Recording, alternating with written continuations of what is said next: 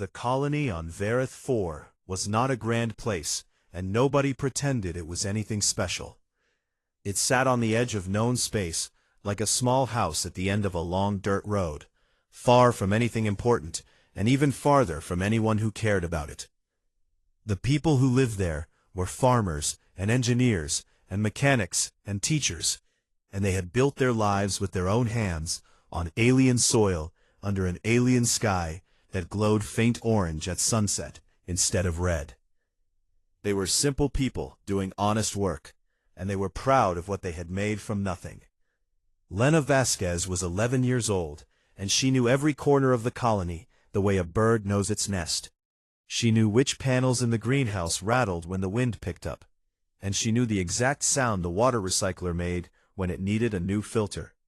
And she knew that her mother always hummed the same song when she was deep inside the guts of some broken machine.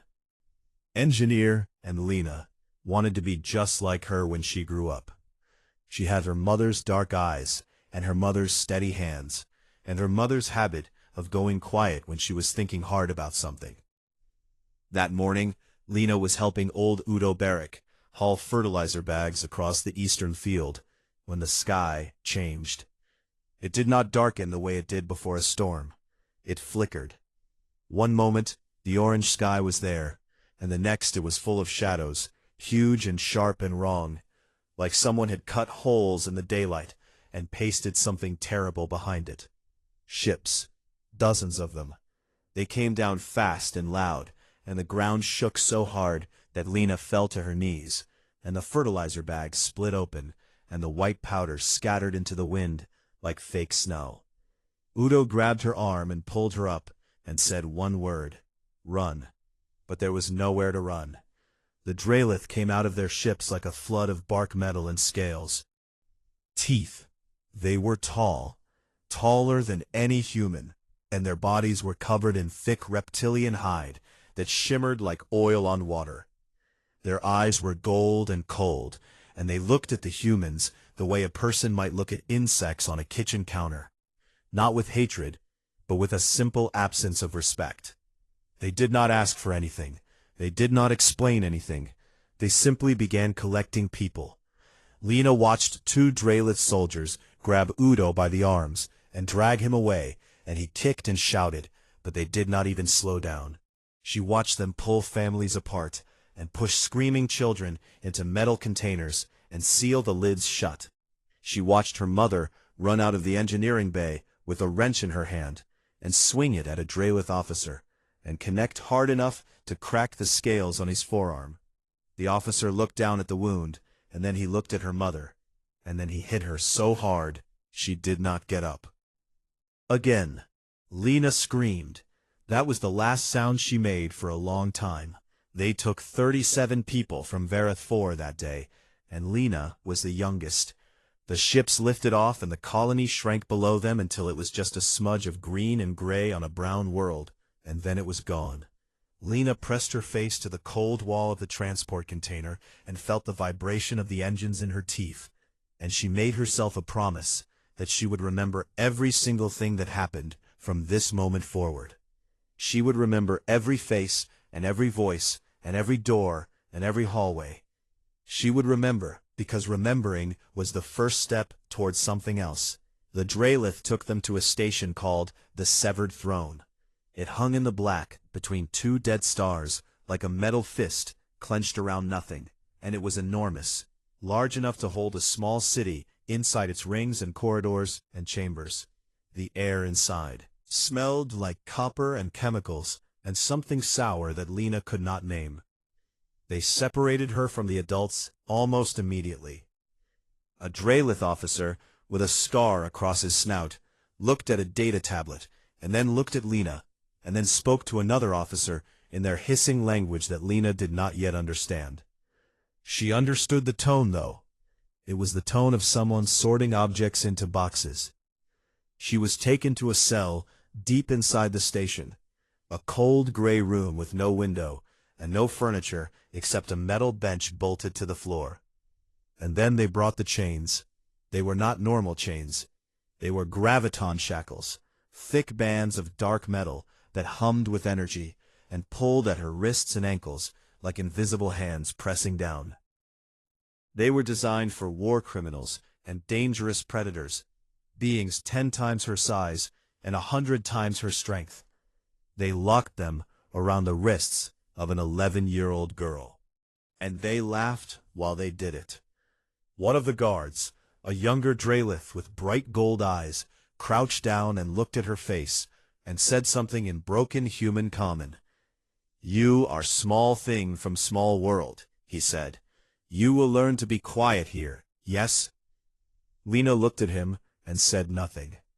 Another guard, older and meaner, kicked the bench and said something in Drelith that made the others laugh again. Lena did not understand the words, but she understood the laughter. It was the laughter of people who believed they had already won. The doors sealed shut, and the lights dimmed to a cold blue glow, and Lena was alone. She sat on the bench, and she breathed slowly, and she listened. She listened to the hum of the station around her, the rhythm of the air recyclers, the distant clang of doors opening and closing, the footsteps of guards passing her cell in patterns that she began to count. Left corridor, 4 guards, every 90 minutes. Right corridor, 2 guards, every 60 minutes. Shift change, marked by a triple tone from the intercom, 3 times per cycle. She listened, and she counted, and she memorized. And while she listened, her fingers moved quietly across the surface of the graviton shackles, feeling every ridge and seam and joint, learning the shape of the thing that held her. She was 11 years old, and she was alone, and she was chained in the dark on a station full of enemies who thought she was nothing. But her hands were steady like her mother's hands, and her eyes were open, and she was already planning. The news reached Earth the way bad news always does, in pieces. First came the automated distress beacon from Verith 4, a short, sharp burst of data that traveled across relay stations for 11 days before it landed on a desk in Geneva. Then came the silence. No follow-up transmissions, no status updates, no confirmation that anyone was alive or dead. Just the beacon, and then nothing. The United Human Authority moved the way large institutions always move, slowly and carefully, and with a great deal of talking. They filed a formal petition with the Galactic Concord, the vast multi-species alliance that governed most of known space. The petition was written in 4 languages and submitted through the proper channels, and stamped with the proper seals, and assigned a case number, and placed in a queue. It sat behind 412 other grievances, most of them filed by older and more powerful species who had been waiting for months, years for their own answers.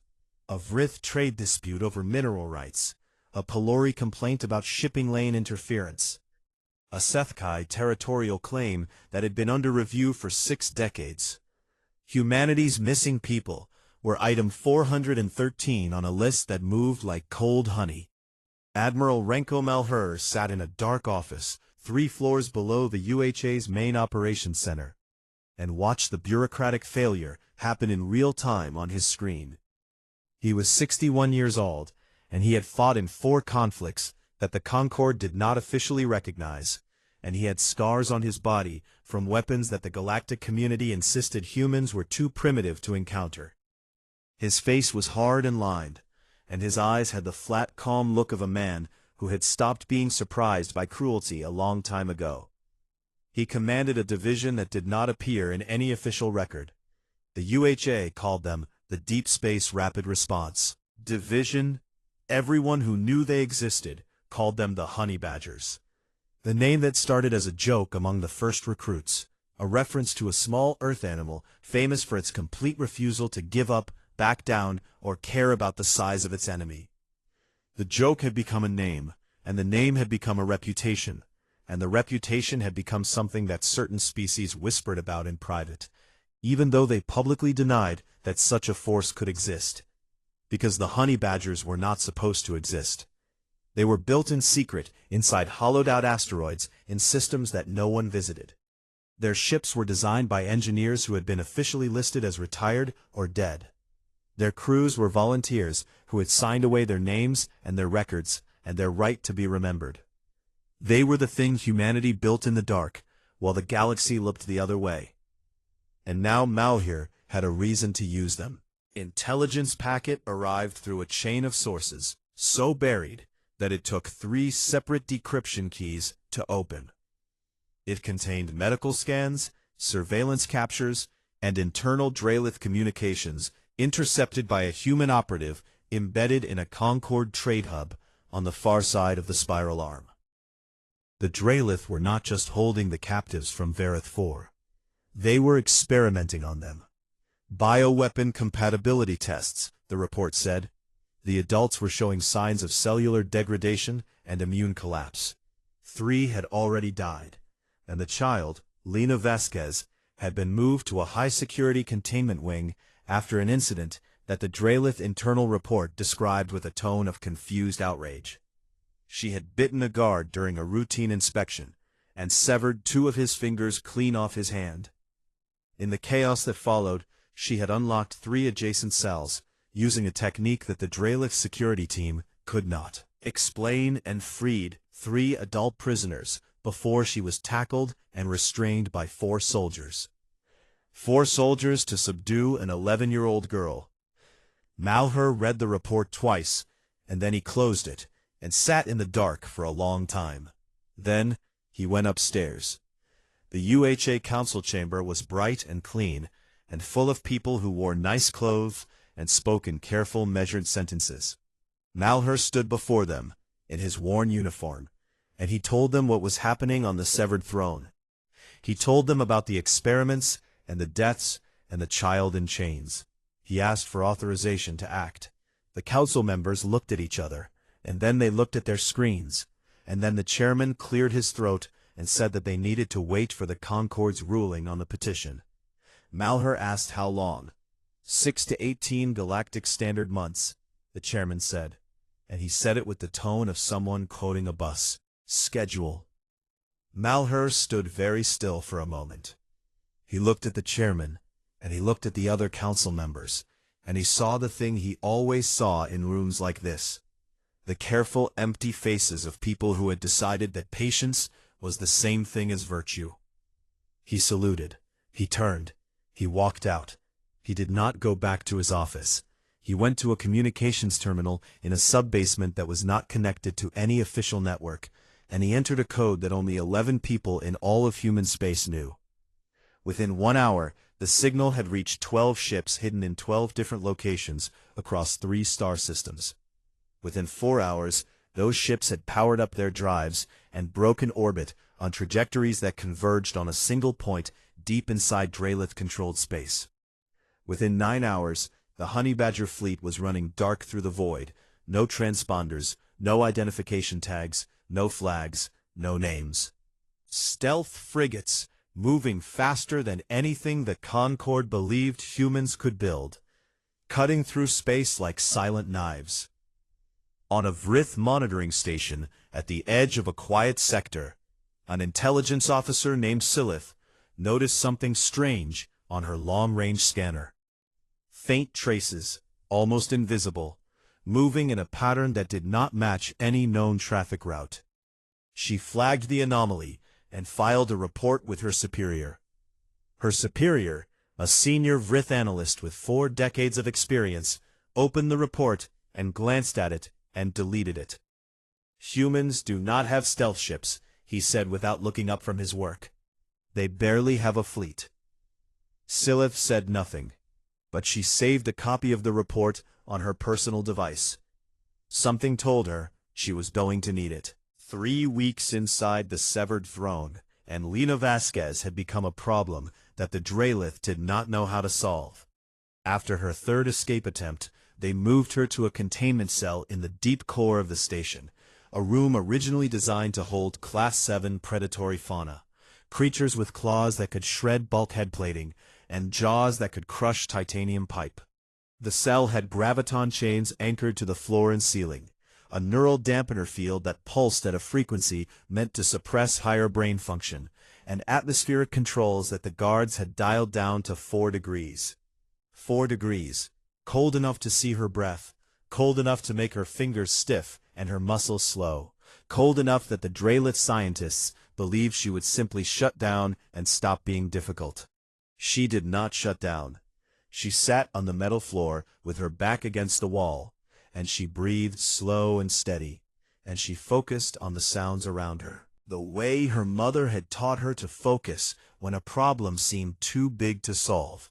Break it into pieces, her mother always said.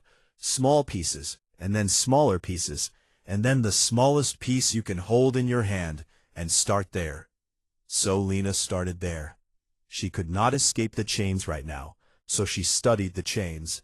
She could not leave the cell right now, so she studied the cell. She could not fight the guards right now, so she studied the guards. And most importantly, she studied their language. The Draelith spoke in a hissing, rolling tongue that sounded like gravel being poured over glass, and at first it was just noise. But Lena had always been good with patterns. Her mother used to joke that Lena could find a pattern in a thunderstorm.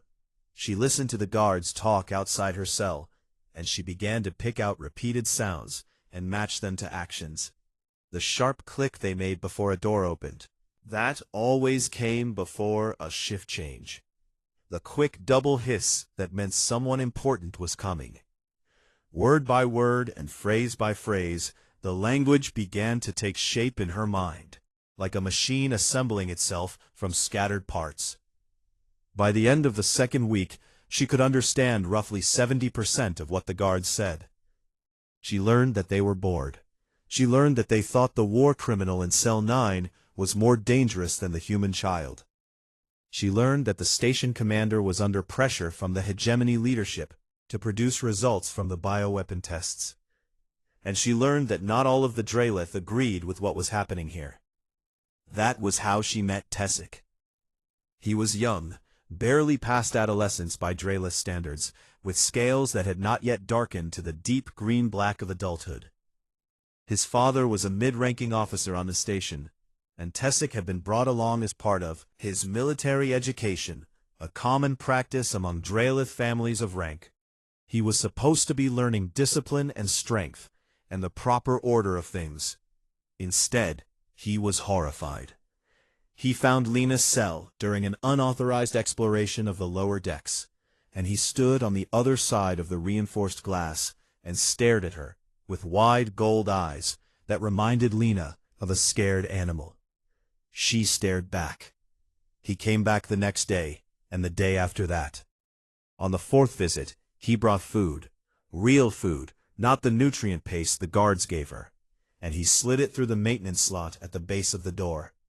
On the sixth visit, she spoke to him in broken Draelith, and he nearly fell over in shock. On the eighth visit, she asked him for a maintenance tool.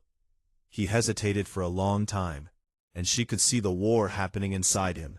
The fear of his father, and the fear of what he was becoming if he did nothing, and the small, stubborn voice that told him this was wrong. He brought her the tool the next day. It was small, barely the length of her finger, a calibration probe used for adjusting power couplings in the station's infrastructure. Lena hid it inside a cavity she had carved into the cell wall, using a broken link from her chain, a link she had been grinding against the floor bolt for 11 days, working only during the 20-minute window when the neural dampener cycled through its reset phase, and her head cleared enough to think straight. The Draelith scientists, meanwhile, were losing their composure. Every 3 days they came to her cell and took readings and samples, and every 3 days the data made less sense to them.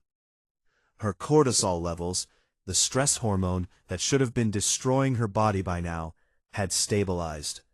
Not decreased, not flatlined, stabilized.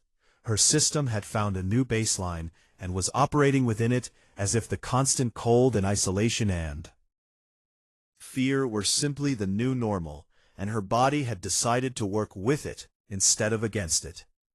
Her adrenaline response had sharpened rather than burned out. Her neural activity under the dampener field showed adaptation patterns that the lead scientist described in his notes as unprecedented restructuring. He wrote in his report with something that sounded almost like fear. The organism does not respond to sustained stress with systemic collapse as predicted by all existing models for carbon-based sentience of this developmental stage. It responds with consolidation. Neural pathways are not degrading, they are reorganizing. Muscular reflex times have improved by 14% since initial containment. This is not a prey species. We have fundamentally miscategorized them. The report was filed and flagged and sent up the chain of command, where it was read by people who did not want to believe it. Meanwhile, the adult captives had begun their own resistance. They could not fight the Drealith directly, but they were humans, and humans had been finding ways to resist captivity since before they left their homeworld. Udo Barrick, the old farmer who had tried to protect Lena on Vareth 4, turned out to have a gift for sabotage that nobody, including Udo himself, had known about. He figured out how to reprogram a sanitation drone using nothing but a sequence of physical taps on its chassis, a trick he had learned from a maintenance manual he read once 15 years ago and never forgot. The drone began transmitting a narrowband distress signal on a frequency the Drealith were not monitoring, aimed outward toward the edge of the star system, where it would either reach someone or dissolve into nothing. It reached someone. In a nebula 3 light hours from the severed throne, 12 stealth frigates sat in perfect silence, with their systems powered down to minimum, and their crews waiting in the dark. Admiral Malaire was on the bridge of the lead ship, reading a datapad, when the communications officer turned to him with wide eyes. "Sir, we have a signal." The signal was faint and messy and full of static, but the encryption was unmistakably human. Malaire's team cleaned it up and pulled the data apart, and found coordinates and guard numbers and shift rotations, and a detailed layout of the station's detention level. And at the very end of the transmission, added in a format that did not match the rest, written in a child's clumsy attempt at Drealith script that had been translated back into human common by the ship's computer, there was a single line: "They think we are soft. Show them." Malaire read it 3 times. Then he looked up at his crew, and every single one of them was already looking at him, and every single one of them was ready. The Drealith had 14 warships guarding the severed throne, and an orbital defense grid that could track a coin tumbling through space at a distance of 200,000 kilometers.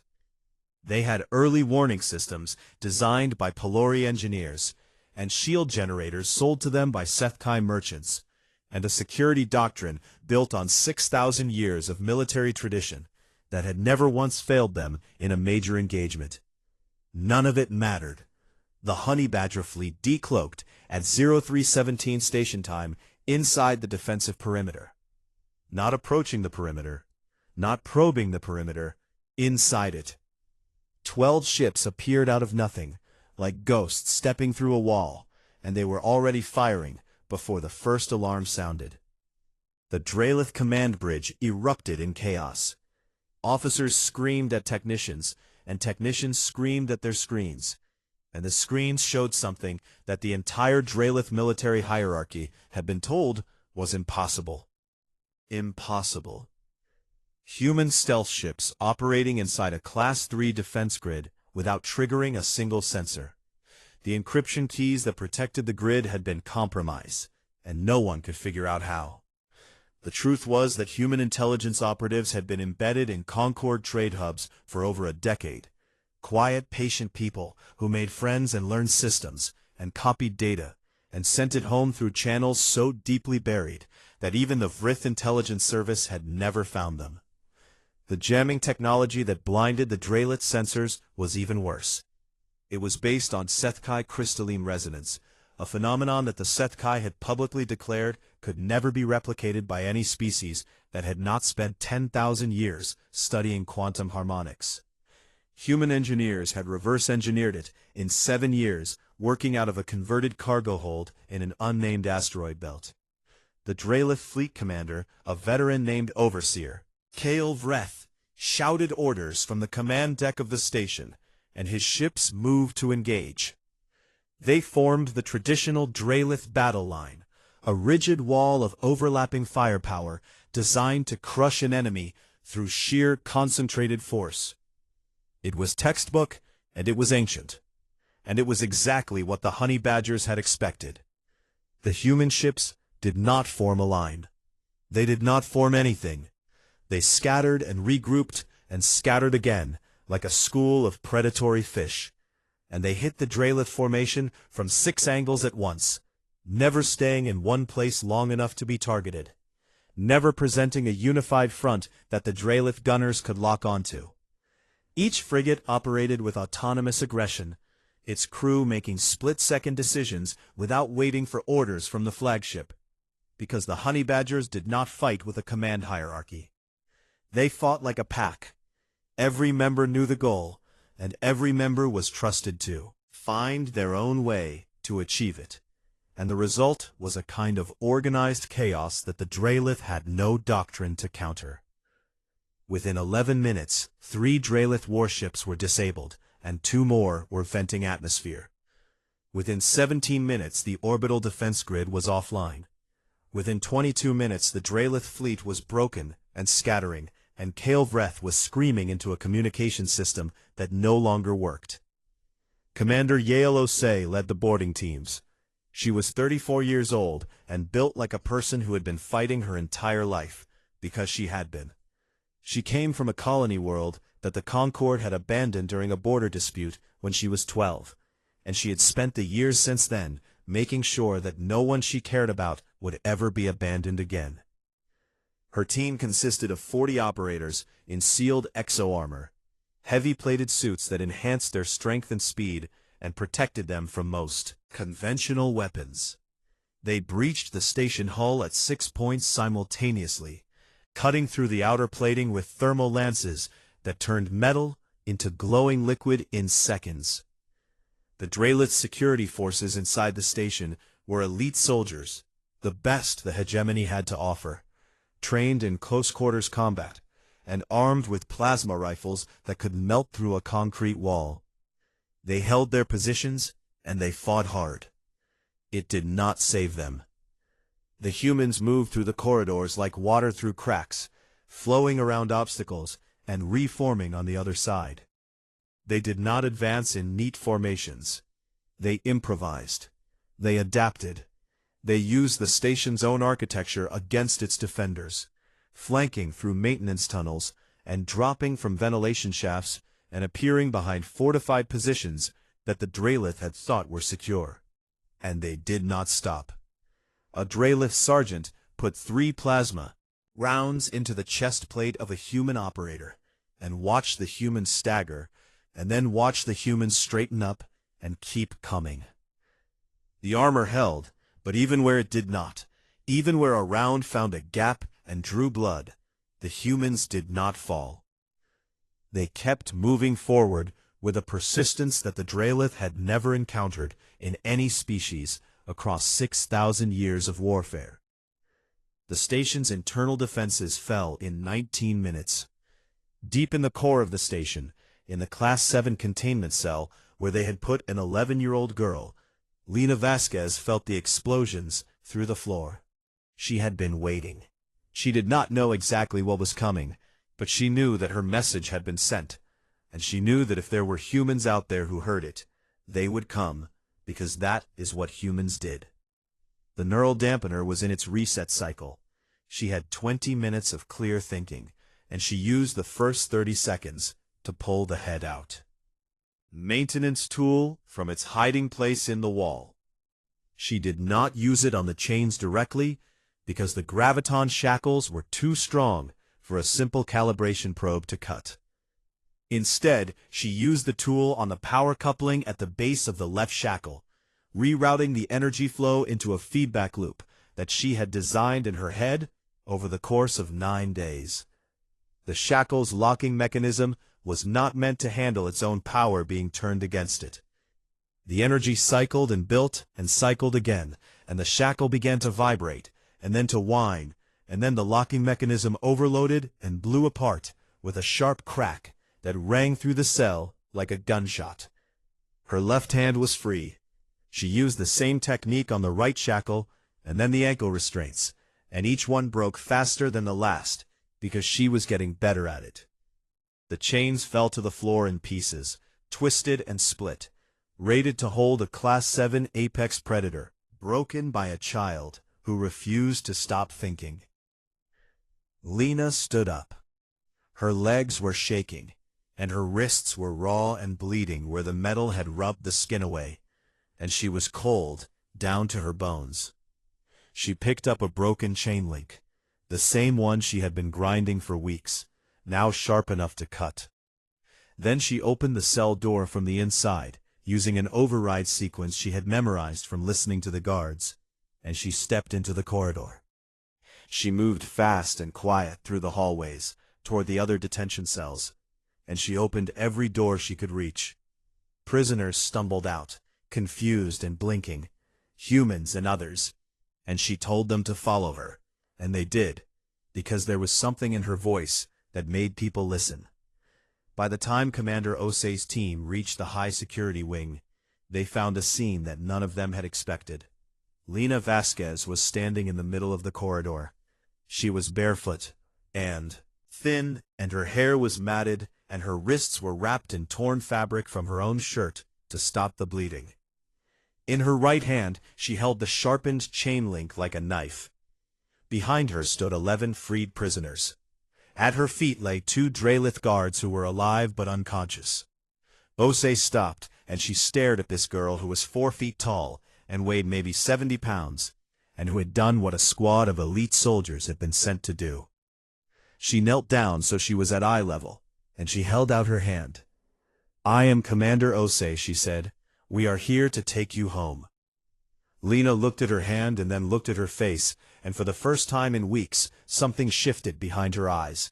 Something that was not calculation or survival, but relief. She took the hand. On the command deck, Kael'vreth was on his knees with his jaw broken and his guards disarmed, and Admiral Malher was standing over him with the quiet patience of a man. Kael'vreth looked up through blood and pain and asked a question in broken human common. "What are you?" Malhor reached down and picked up a length of the graviton chain from the floor, the same kind that had held Lena, rated for the most dangerous creatures in the known galaxy. He held it up so Kael'vreth could see how it had been twisted and split and shattered like it was made of paper. Then he dropped it at the Overseer's feet. "We are the species you forgot to be afraid of." The galaxy screamed. Within 72 hours of the Severed Throne incident, every major species in the Galactic Concord had issued a statement, and not one of them was kind to humanity. The Drelith hegemony called it an unprovoked act of war, and demanded reparations and the immediate surrender of Admiral Malher and his entire fleet. The Vrith Collective called it a dangerous escalation by a juvenile species that had not earned the right to project military force beyond its own borders. The Pelori Communion issued a formal note of concern that used the word destabilizing 14 times in 3 paragraphs. The Sethkai Resonance said nothing publicly, but their diplomats moved through back channels like cold wind, whispering to every elder species that this was exactly what they had warned about, that humans were volatile and irrational, and needed to be contained before they did something truly catastrophic. 17 species filed formal protests. With the Concord Assembly, 4 of them called for humanity's immediate expulsion from the Alliance. The UHA Council back on Earth was in a state of controlled panic, and half of them wanted to apologize, and the other half wanted to pretend they had never heard of the honey badgers, and all of them were afraid of what would happen next. What happened next was Ambassador Priya Adeyemi.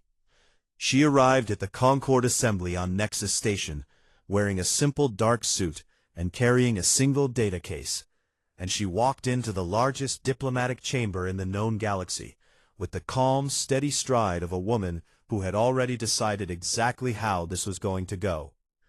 The assembly chamber was enormous, a vast ring of tiered platforms, where representatives of hundreds of species sat in their respective atmospheric enclosures. The Draelith delegation occupied the largest platform, their ambassador a massive elder named Voskren, who had been negotiating treaties since before humanity invented space travel. He looked down at Adeyemi with the particular brand of contempt that the Draelith reserved for species they considered beneath discussion. Adeyemi did not look at him at all. She addressed the assembly. She began by stating the facts in plain language, not diplomatic language, not legal language, plain language that anyone in the room could understand, regardless of species or rank. 37 human citizens had been abducted from a legal settlement by Draelith military forces. They had been transported to a military installation without notification to any governing body. They had been subjected to bioweapon compatibility experiments that resulted in the deaths of 4 individuals and the physical and psychological torture of the rest. Among those held was an 11-year-old child who had been restrained in graviton chains designed for apex predators, and held in conditions intended to break her mind. The assembly was quiet. Adeyemi opened her data case and activated a holographic display that filled the center of the chamber with light. She played the recordings. They had been made by Lena through Tessik's smuggled communication device, audio files captured over weeks in the detention level of the Severed Throne.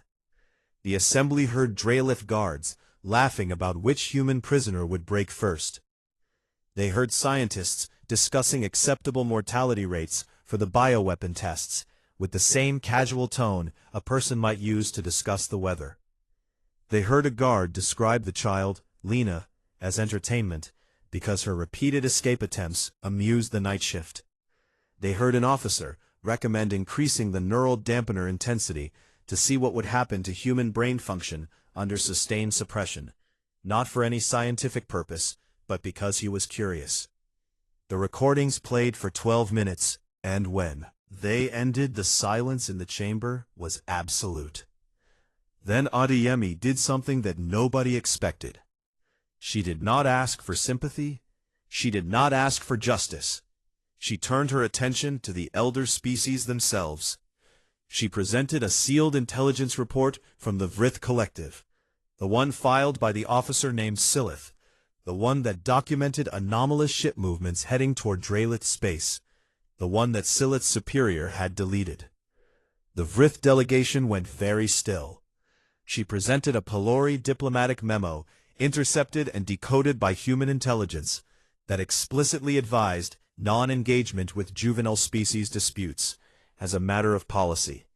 A memo that had been circulated 3 days after the abductions were first reported.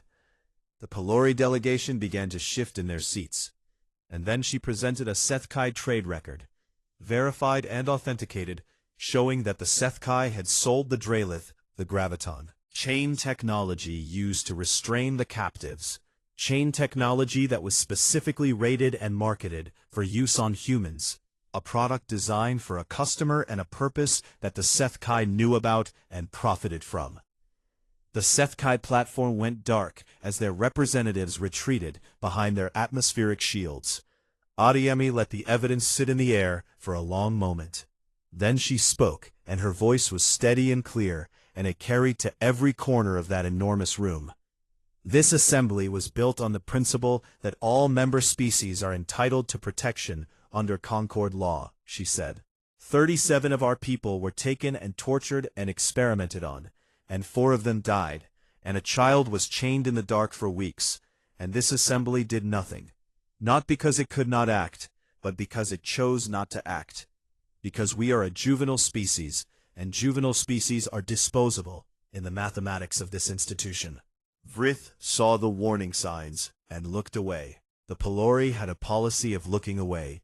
The Sethkai sold the tools that were used to hurt our people and profited from our suffering. You built a galaxy where a child could be shackled in chains meant for monsters, and not one species with the power to intervene chose to do so. So we intervened.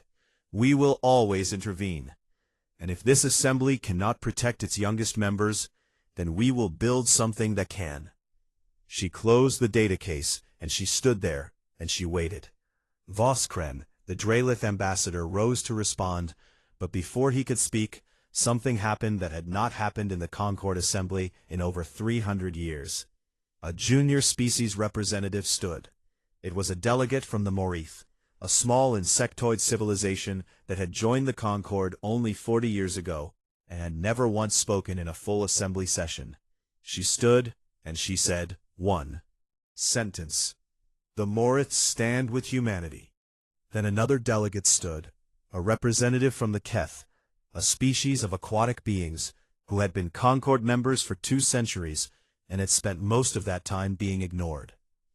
The Keth stand with humanity. Then the Orin.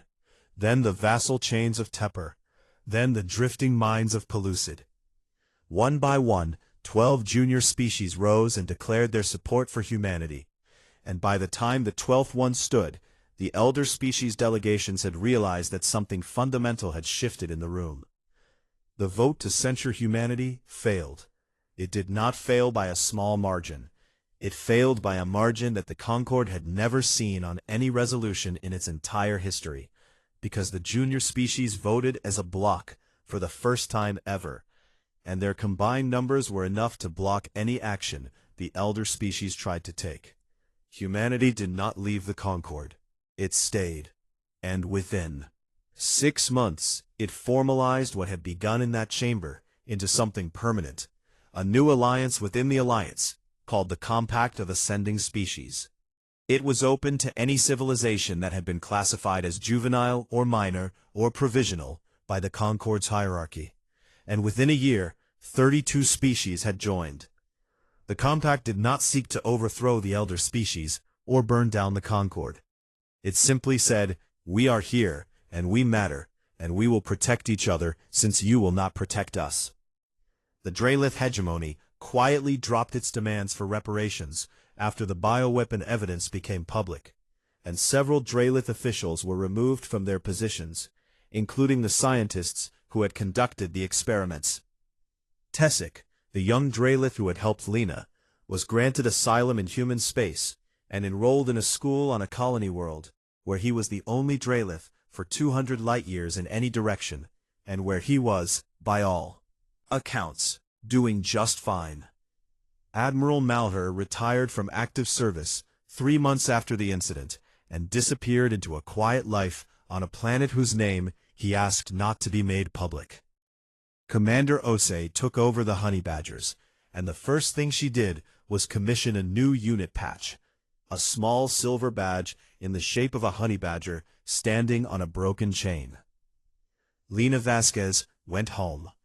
She returned to Verath 4 on a transport ship, and when the ramp lowered and she stepped onto the soil of her colony world, her mother was there waiting. They did not speak for a long time. They just held each other. In the weeks that followed, Lena was offered scholarships from universities on 12 worlds, and a commission in the UHA military, and a seat on the Council Advisory Board, and invitations to speak at assemblies and conferences across the galaxy. She turned down every single one. She went back to school. She sat at her desk, and she opened her books, and she was 11 years old, and she had survived something that should have broken her, and she did not want a medal or a title or a platform. A journalist found her outside the school one afternoon and asked her how she felt about being called a hero. Lena thought about it for a moment, and then she said, I did not do anything special. I just did not stop. Years later, long after the Compact of Ascending Species had become one of the most powerful political bodies in the galaxy, long after the Concord had been forced to rewrite its charter to remove the classification of juvenile species, long after the name honey badger had become a phrase that every species in known space understood, even if they had never seen the animal it referred to. In a Drelith military academy on the hegemony's capital world, an instructor stood before a class of young officers and opened a file on the main display. It was the old threat assessment profile for humanity, classification, juvenile threat level, negligible. The instructor looked at it for a long moment. Then he deleted it. In its place, he typed a single annotation, a reference to a human zoological term that his students would not fully understand for years, but that he had learned the hard way to respect. Mellivora capensis, do not engage. The scientific name of the honey badger. He closed the file and turned to his students, and the lesson began.